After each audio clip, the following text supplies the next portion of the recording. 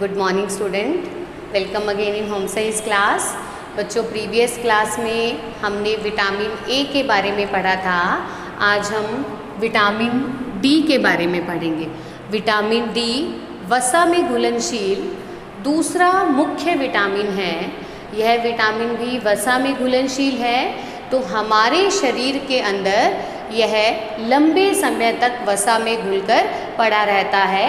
जैसे जैसे हम इसका उपयोग करते रहते हैं, वसा से निकलकर हमारी बॉडी आवश्यकता अनुसार इसका यूज़ करती रहती है। तो अगर हम एक बार आहार में अधिक मात्रा में विटामिन डी ले लेते हैं तो हमारा शरीर इसे अवशोषित करके वसा में घोलकर हमारे शरीर में यह विटामिन पड़ा रहता है और हमारी बॉडी आवश्यकता अनुसार इसका उपयोग करती रहती है। तो विटामिन डी को अस्थि विकृति नाशक विटामिन भी कहते हैं। यह विटामिन कैल्शियम और फास्फोरस के साथ मिलकर अस्थियों की वृद्धि विकास के लिए आवश्यक होता है। जो विटामिन डी है, इसे मेलेम्बी नामक वैज्ञानिक ने सर्वप्रथम जो है कुत्तों पर एक प्रयोग किया था और उन्होंने देखा कि अगर रिकेट्स से पीड़ित कुत्तों को कॉड लिवर ऑयल दिया जाता है। कॉड एक मछली है, उस कॉड मछली के लीवर का ऑयल दिया जाता है तो उनका वह रोग ठीक हो गया।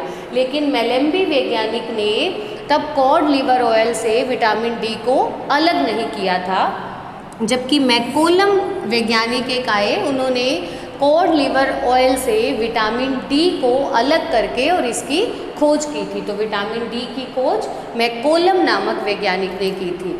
तो सबसे पहले हम विटामिन डी के कार्य करेंगे।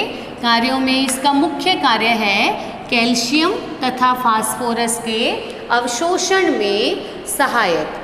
विटामिन डी कैल्शियम और फास्फोरस के अवशोषण के लिए उत्तरदायी है। इसकी कमी से आंत्र के अंदर कैल्शियम और फास्फोरस का अवशोषण नहीं होता, वो बिना अवशोषित हुए हमारे शरीर से उत्सर्जित हो जाते हैं, जिसकी वजह से यही दो मुख्य ऐसे पोषक तत्व हैं, कैल्शियम और फास्फोरस, जो कि हमारी अस्थियों के विकास के लिए उत्तरदायी हैं। क्योंकि हमारी हड्डियाँ कैल्शियम फास्फेट से बनी हुई हैं, तो कैल्शियम फास्फोरस का अगर अवशोषण नहीं होगा तो अस्थियों का वृद्धि विकास रुक जाएगी। विटामिन डी की कमी से कैल्शियम और फास्फोरस का अवशोषण नहीं हो पाता, आंत्र इसे अवशोषित नहीं कर पाती है। तो बाकी जितने भी कार्य हैं वो इनडायरेक्टली कैल्शियम और फास्फोरस की कमी से जुड़े हुए हैं, क्योंकि विटामिन डी के अभाव में इसका यह अवशोषण जो है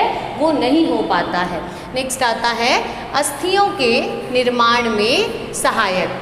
अगर कैल्शियम और फास्फोरस का अवशोषण नहीं होगा शरीर के अंदर तो कैल्शियम फास्फेट का निर्माण नहीं होगा, जिसके कारण हमारी हड्डियों का विकास जो है वो रुक जाएगा।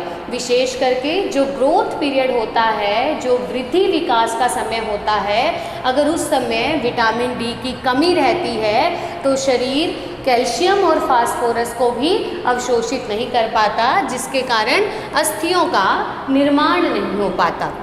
नेक्स्ट आता है दांतों की मजबूती हेतु। दांतों के इनेमल के ऊपर भी कैल्शियम फास्फेट की एक परत होती है। दांतों की मजबूती के लिए भी कैल्शियम और फास्फोरस चाहिए होता है, और अगर विटामिन डी की कमी आहार में आती है तो कैल्शियम फास्फोरस का अवशोषण नहीं होगा, कैल्शियम फास्फेट नहीं बनेगा, फलस्वरूप दांतों की जो मजबूती है वो भी नहीं हो पाएगी। दांत मजबूत नहीं हो पाएंगे, उसमें भी खड्डे होते रहते हैं और वो कमज़ोर हो जाते हैं। नेक्स्ट आता है रक्त में कैल्शियम तथा फास्फोरस की मात्रा को नियंत्रित करना। अगर रक्त के अंदर कैल्शियम और फास्फोरस की मात्रा कम हो जाती है तो विटामिन डी गुर्दों में से फास्फेट को पुनः अवशोषित कर लेता है, दोबारा अवशोषित करने में उन्हें हेल्प करता है, जिसके कारण रक्त के अंदर कैल्शियम व फास्फोरस की मात्रा जो है वो नियंत्रित हो सके। या फिर हड्डियों में से भी कैल्शियम फास्फोरस निकलकर रक्त में आ जाता है, जिसके कारण कि रक्त में कैल्शियम व फास्फोरस की मात्रा नियमित हो सके। नेक्स्ट आता है शारीरिक वृद्धि हेतु। अगर शरीर में कैल्शियम और फास्फोरस की मात्रा कम हो जाती है तो हड्डियों का विकास प्रॉपर नहीं हो पाता। अगर अस्थियों का निर्माण नहीं हुआ तो शरीर की वृद्धि और विकास भी रुक जाता है, क्योंकि अस्थियों निर्माण के साथ ही शरीर विकास करता है। तो शरीर की वृद्धि हेतु भी इनडायरेक्टली जो है वो विटामिन डी आवश्यक है, क्योंकि विटामिन डी ही कैल्शियम और फास्फोरस का अवशोषण करता है। नेक्स्ट आता है पैराथायराइड ग्रंथि पर नियंत्रण। पैराथायराइड ग्रंथि से निकलने वाले हार्मोन पर भी विटामिन डी का नियंत्रण होता है। विटामिन डी की कमी के कारण पैराथायराइड ग्रंथि से निकलने वाले हार्मोन जो है वो अनियंत्रित हो जाता है, वो इम्बैलेंस हो जाता है। तो नेक्स्ट क्लास में हम विटामिन डी की कमी और विटामिन डी की अधिकता के प्रभाव करेंगे। Thank you.